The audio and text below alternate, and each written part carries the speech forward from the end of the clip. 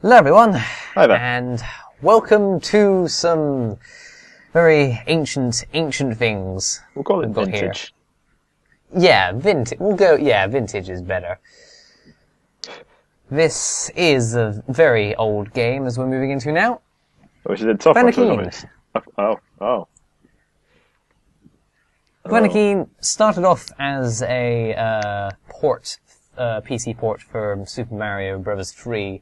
You can probably guess how well that did. So, we have this lovely story.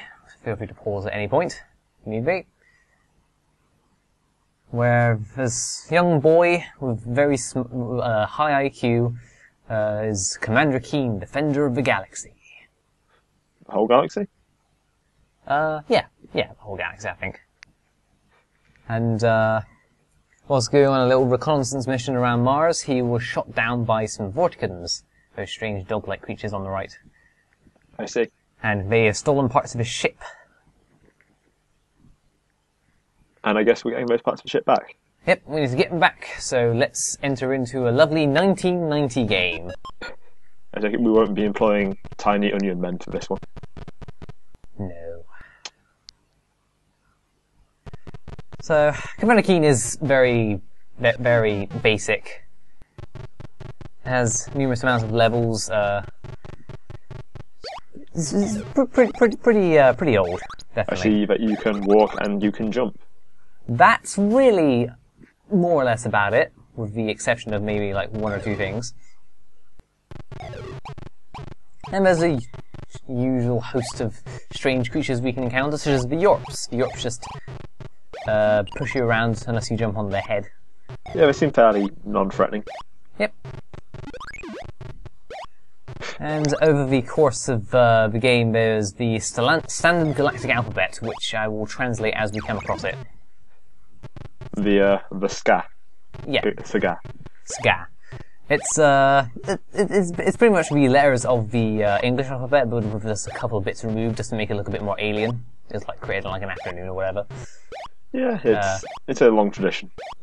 These games themselves were created in like a period of like 2 months. Released very late in 1990. After the creation of smooth scrolling.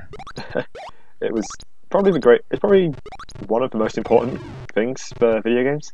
Yeah. I mean, yeah, Nintendo had already done that kind of stuff on the NES. Was that around the time? Yeah. Yeah, sure. NES was Mario. Well, Super Mario Bros. 1 was 1985, so. Yeah. So they've been smooth scroll. Oh, you've done fucked up. Yeah, that is the thing about this game, is that you cannot save any time within the levels, so you need to complete the levels in one shot, which can become a problem in the later games, but we'll be getting to that later. We'll be getting to that and probably having to endure that later. In like maybe a week or so, because these games are also really short. Well, they came out very quickly, one after the other, didn't they? So. Yes, 1 was released in December 14th, then 2 and 3 were released in December 18th. So, it's similar to the Assassin's Creed games today, in a way. I'm sure eventually, Ubisoft would love to just crank out one of those every 4 days. Yeah. So, and the one thing that makes this game pretty cool is that we get the addition of the Pogo stick, allowing us to jump a lot higher. And this is... well, it's pretty cool control-wise. You use control to jump and alt to Pogo. But the cool thing is you also press control and alt at the same time in order to fire your ray gun, which is not a problem in the slightest. Not at all. I'm sure it won't be. Yeah. We can jump up and also get to this secret area over here. And get introduced to another enemy called the Guard. These guys are much more aggressive. This is some vintage, naming scheme here. Pretty much. And they'll charge at you if you're nearby them, but yeah, just one shot into their eyes. And we can pick ourselves up a teddy bear. A teddy bear is 5,000 points. Pretty hard to obtain here and there, but every 20,000 or so points we get an extra life. Cool. Which can be kind of helpful because some of these levels can get quite difficult. But not the first game. The first game's actually quite easy. and also really short again. So I And take also, for some of these level names, some they're just made up by fans. There's only a few official names, but it doesn't really matter either way. Right. But, I take it then that the pogo stick was necessary for this, but not really indicated that. the pogo stick in this game is completely optional. Oh, really? Apart from the very last level. So the levels are designed in that you can get through them without the pogo stick, but it just makes your life so much easier.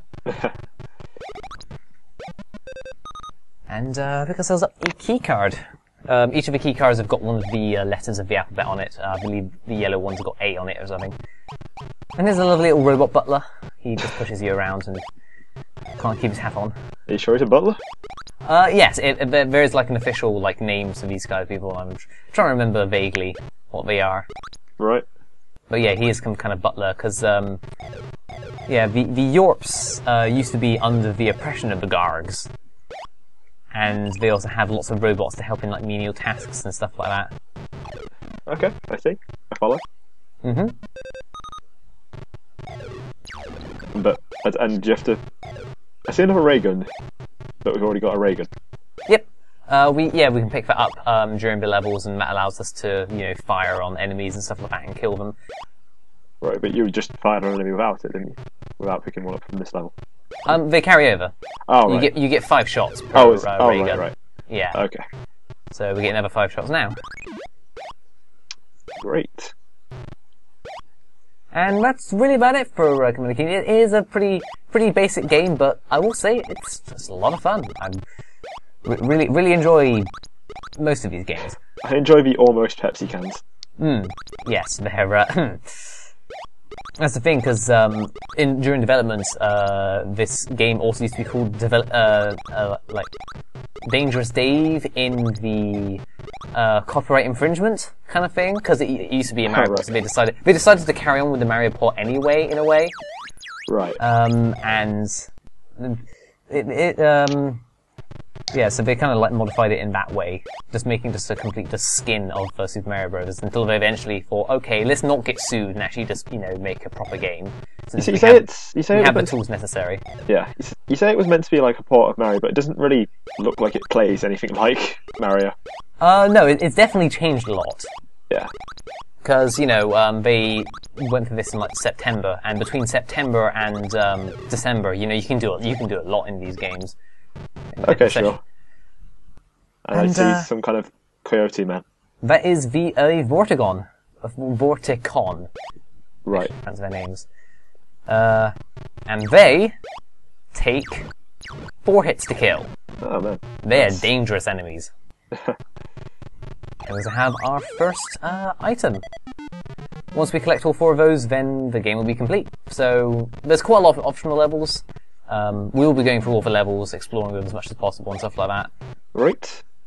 So, which is fine, because you can complete this game in like under an hour. Did you? Well, I think the edited version, then, yeah, but I think actually, in this raw recording, I think so. Yeah, just under, I think, actually. Alright. Cool, so, we're in for a nice quick job.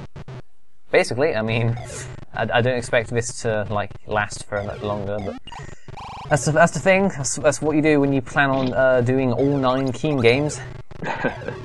Oh boy. And indeed, I did say 9, even though there's only 6 official ones. Keen 5 ended on a cliffhanger that was never resolved, because the game company ID went on to make stuff like Doom and Wolfenstein. And left Keen to rot, basically.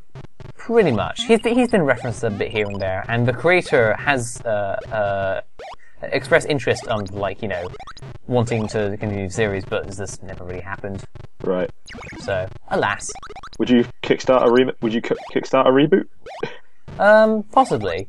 However, the conclusion to Keen 5, and in a way Keen 6, because it kind of just continued on the story but didn't really conclude it, Keen 7 to 9 is basically the, a fan trilogy that finishes the story of the Keens 4 to 6. But it's basically accepted as...